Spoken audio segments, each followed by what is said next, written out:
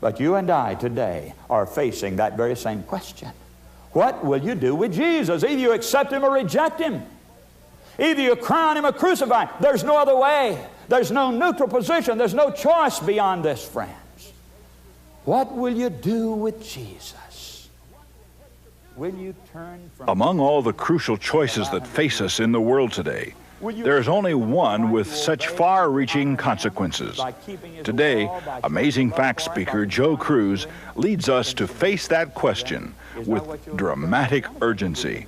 His topic, the saddest story in the Bible.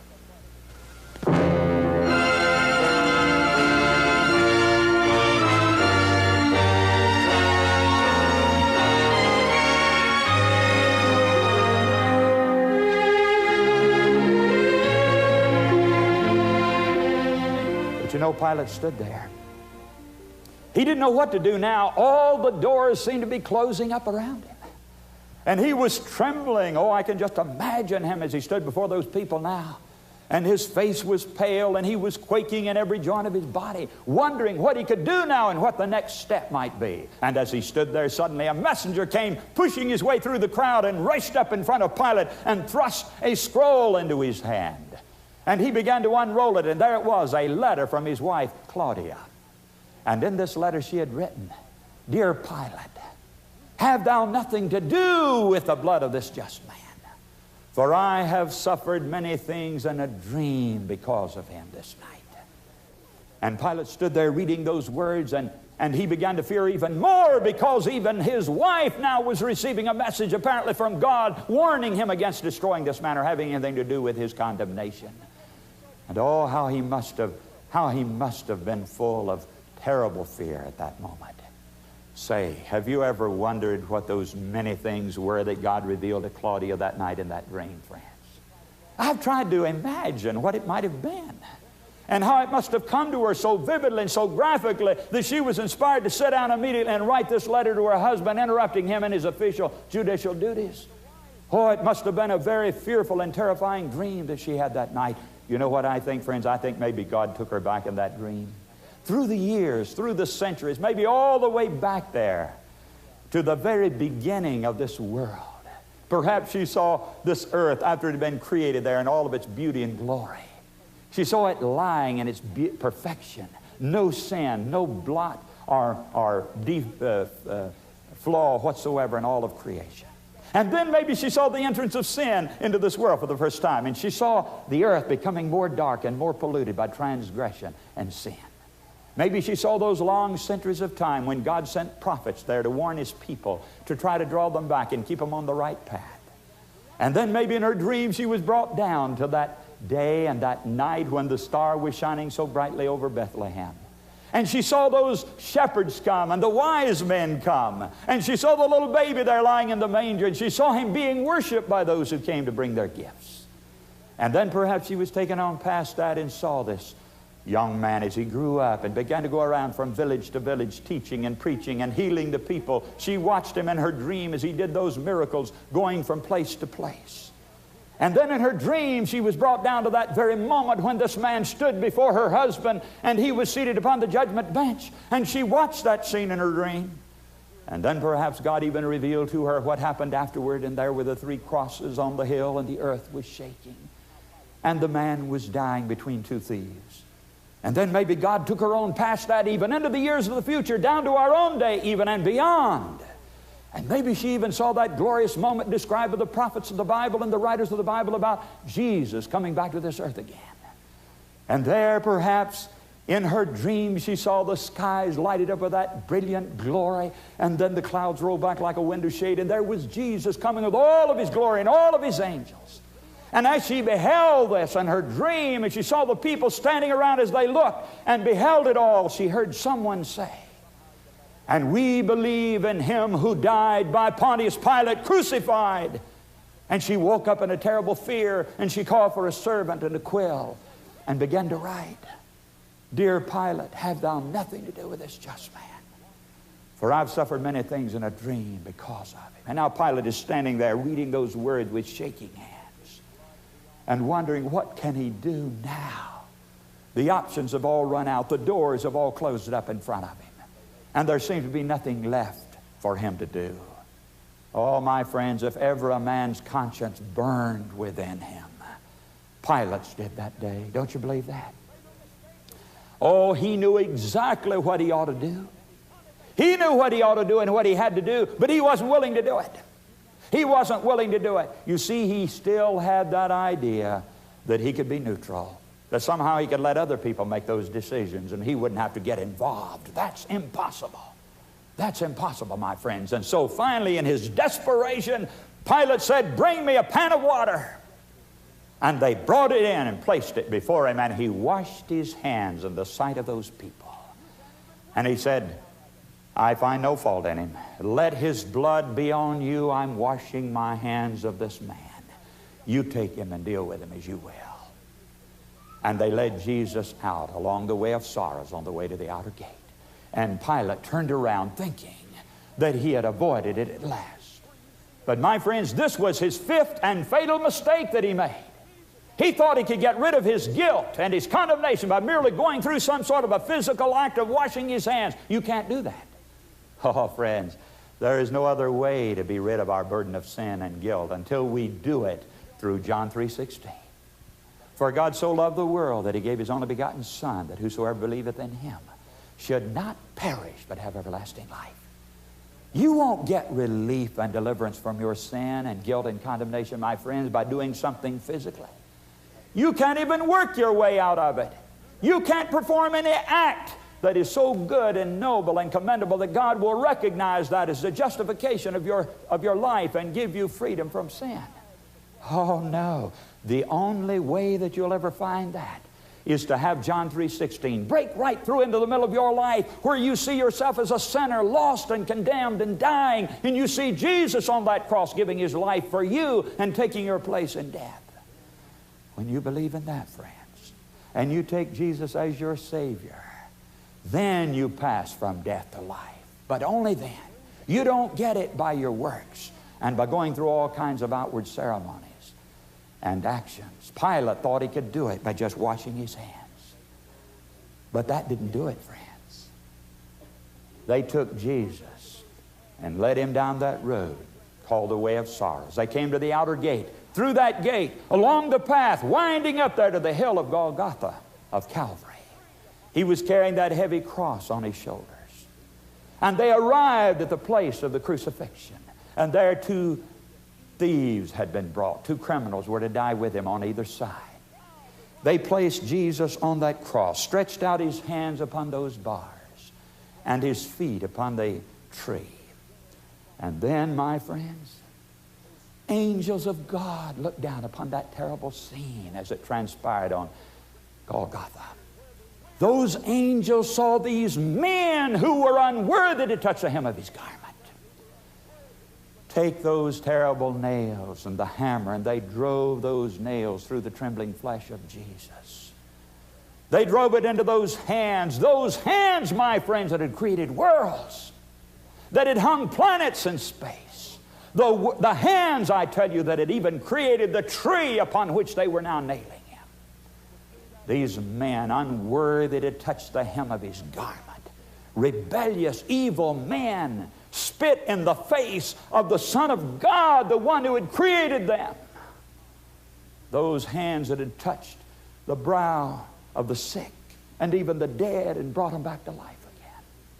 Those feet that had wandered over the dusty paths of Judea and Galilee, going from village to village and bringing health and healing wherever he went.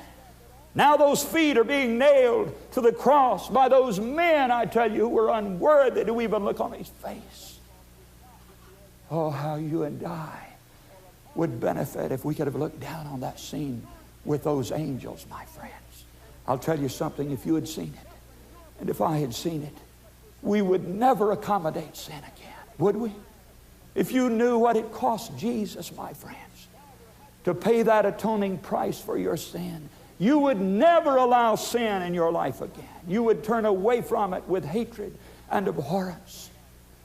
And they nailed him there, and Jesus hung between heaven and earth for you and me. And my friends, I want to tell you something today. Jesus was not dying the same kind of death that other men died. You see, Jesus was dying the second death, not the first death at all. Sometimes we think of him as being some great martyr. Oh, no. That sacrifice that Jesus made on that cross was not just the ordinary death of a good man or a martyr at all. Jesus was taking your guilt and paying your debt and suffering your punishment, and the punishment for sin is death, the second death on the lake of fire. And when Jesus was hanging there, my friends, his Father had to withdraw from him so that he would die the same kind of horrible death that the sinner would have to die in the lake of fire.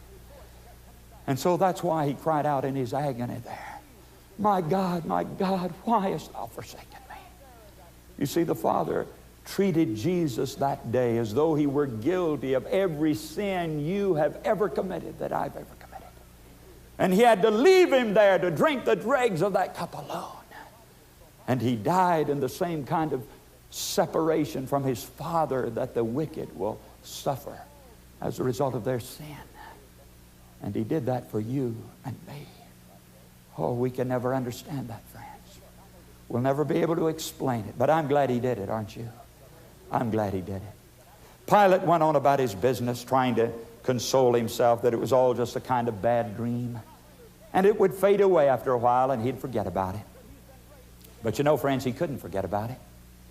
Because those little rumors and reports kept coming back to him all the time. Rumors that Jesus was not really dead at all, that he was not out there in that tomb where he had been buried, but he had been raised from the dead. He had been resurrected from the grave. Pilate tried to push it aside, and ignore it. He knew that it couldn't be true, and yet it bothered him. In fact, it bothered him so much as those rumors and reports persisted that finally he couldn't stand it any longer, and so he called to him that centurion who had been in charge of the men and the soldiers that day. And he asked him the question. He said, look, I know this is not true. It couldn't be. There's nothing of substance to it. But nevertheless, he said, I've been hearing this, and I want to find out what you know about it. He said, I have been hearing that Jesus is not really dead out there at all, that he's no longer buried in that tomb, that he's been raised from the dead. Tell me, what do you know about this? And my friends, I can see that centurion turn pale and drop his head and begin to stammer. And I can see Pilate reach out and grab him by the throat and say, man, your life is worth nothing to me. Tell me what happened out there. Tell me now. And then the story begins to pour out. Yes, we were there. And we had the guard well stationed. We were on duty that night. But he said in the middle of the night as we were on guard, suddenly there came walking into our midst this tall, shining being. And he went over and touched that rock, that stone, and it rolled away from the tomb. And then he sat on it. And he cried out and said, Son of God, thy Father calleth thee. And he said, the one who had been inside came walking out. And we all fell down like dead men. And then we began to stumble into the city to make our report. But on the way we met the priest. And they offered us money if we would not give any report, and they promised to take care of it if this thing were ever known. And then for the very first time, Pilate knew without any shadow of doubt that he had crucified the Son of God. A terrible trembling seized him. A short time after this, Pilate was called back to Rome to answer to some of the charges that had been brought against him by the Jewish people. And on his way, the Caesar died who was ruling on the throne, and a new emperor was installed. And when Pilate arrived there, he did not recognize Pilate at all. He was dismissed from his position anyway. And he began to wander the streets of Rome as a drunken wretch, until finally, in his misery and his remorse, he took his own life. Somebody has written a poem entitled Pilate's Prayer. Why did I yield, O God, if God there be? Why have I been so blind, too blind to see that my reluctant sentence lay on me? He died in agony beneath the blistering sun. Upon a cross of shame he died, but one I thought to save myself at any cost. I kept my palace and my crown, but lost Yea, all I seem to have is slipped away. My friends, my land, my hope, my dreams of ease and pleasure. My very life, it seems, is one vast sepulchre filled with hideous bones. A carnal house of fear and ghostly tones, of memories that throng the fetid air, like black-winged ravens of defeat, despair. Thus fallen to the depth am I, who might have been still wearing kingly honor, loved of men. I see but awful emptiness and gloomy end, nor any soul who cares, nowhere a friend on whom to call. They mock and curse me now, who once were glad before my feet to bow. No more can I endure. It seems to me as well to end with my own hands this living hell. And so Pilate took his own life. Oh, friends, today I want you to see you yourself sitting on that judgment bench. Because we're there. Did you know it? We're there. And Jesus is standing before every one of us. And the question comes ringing down through the ages into every heart of every person who is listening to my voice today. And that question is, what will you do with Jesus, which is called the Christ? What will you do him, friends, with him? What will you do with him? There's not very much choice, only two choices. You can either crown him or crucify him. You see, Pilate wanted to fall down and worship before the feet of Jesus. I'm convinced that he began to see more and more that this had to be the divine Son of God. This had to be that Messiah that he'd heard about, that the Jews were always talking about. And this conviction had grown in him. And he wanted to do it, but he was afraid to do it. You see, these 5 fatal steps held him back. But you and I today are facing that very same question. What will you do with Jesus? Either you accept him or reject him. Either you crown him or crucify him. There's no other way. There's no neutral position. There's no choice beyond this, friends. What will you do with Jesus? Will you turn from sin and allow him to be your Savior? Will you accept him into your life to obey him and to honor him by keeping his law, by showing your love for him, by responding to him in submission and surrender? Is that what you'll do, friends? That's the only thing that we can do that'll be right. How can we reject a Savior like this, friends? Oh, I wish somehow that we could see the picture of ourselves sitting on that bench and Jesus standing before us. And the question is, what will you do with Jesus? Listen, the time is coming very soon when that picture is going to be reversed. And he will be seated upon the judgment bench, and you will be standing before him. And the question then is this: what will Jesus do with you? And what we do with him now is going to determine altogether what he does with us as we stand before him on that day. Somehow I wish that it could be impressed on our minds so vividly and graphically as it was upon the mind of that great Scotch theologian, Alexander White. You know, he had a dream one night. It was such a terrible dream that he was crying out in his sleep. And finally, his wife, Mary, had to shake him awake from the sleep. And she said, Alex, what's the matter? You were screaming and crying in your sleep. Oh, he said, Mary, he said, I had the most terrible dream I've ever had in my life. He said, I dreamed that I was standing in Pilate's judgment hall. And I watched them bring Jesus in there. And they stood him before that crowd and they stripped him down to the waist. And then I saw this big bruiser of a soldier take this long whip in his hand. And he stepped up there to my Lord and he brought it around with all of his strength. And oh, Mary, he said, I saw the blood flowing. And I saw the flesh of Jesus so lacerated. He said, it broke my heart. And then I saw him bring that great whip back again and I couldn't stand it any longer. He said, I sprang forward and grabbed the soldier and held his arm. And Mary, he said, he turned and looked at me. And he said, I was looking into my own face. He said, I was the one with that whip. I was the one who was beating my Lord. And Alexander White broke down and wept in the night as he remembered that dream. My friends, the Bible says that we can crucify the Son of God afresh. Have you read that in the Bible? We can crucify the Son of God afresh. You know how you do that? You know how you do that? Listen.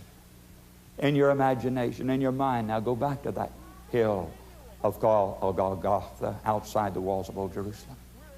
Come back with me to that place of the crucifixion, friends. You look once more at Jesus as he hangs there on that cross. Why is he suffering there? Why is he dying there? Listen, He was dying because of your sin.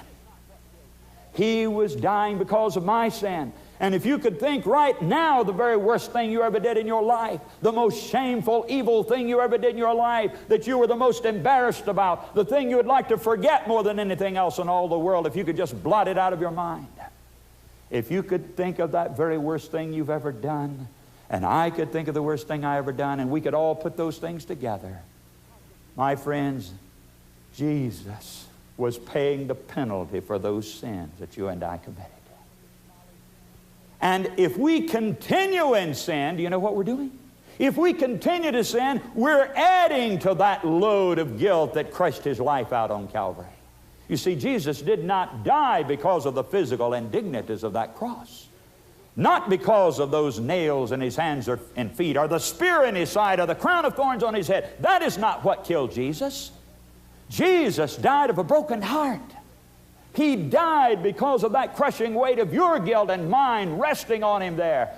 And every time we sin, listen, every time we sin, we're adding a little more guilt to that load that killed Him on that cross. Oh, friends, how could we do that? How could we keep on walking in disobedience to God?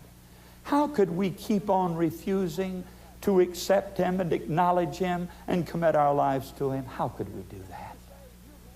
Oh, if there's anyone here who has not made that surrender and that decision to go all the way with Jesus, I want you to do it today. I'd like to invite you to do it. There are some here maybe who have never been baptized. You've never really sealed your love and devotion for Jesus by making any kind of an open public decision to follow Him and to belong to Him and to be His child forever. I'd like to ask you to do it, friends, today. I really would.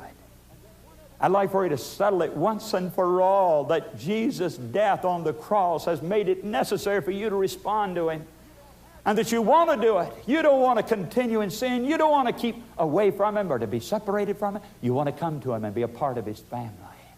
It may be that there are those here who have been baptized after the example of Jesus. But you've learned new things here in the crusade. You've learned about God's law and God's love and a lot of the beautiful truths that Jesus taught. And you know you should do those things too. You should begin to keep the Sabbath. You should begin to follow all of the great counsel that you've discovered from God. And so you would like to make the decision, even though you've been baptized, you need to come and make that decision to follow these things that you've learned and to go all the way with Him. As we sing our song this morning, I'd like for you to come also. And then one other group of people, and that is the backsliders. Perhaps someone here has turned away from Christ and you've lost the joy of salvation. You don't have that peace and joy in your heart that you once knew. And you need to come back to the altar of God. You need to return to Him and open your heart and life to Him again. Shall we stand together as we sing this beautiful song? Our cameras are off here at the front, so don't be afraid as we sing this song, Come Just As You Are.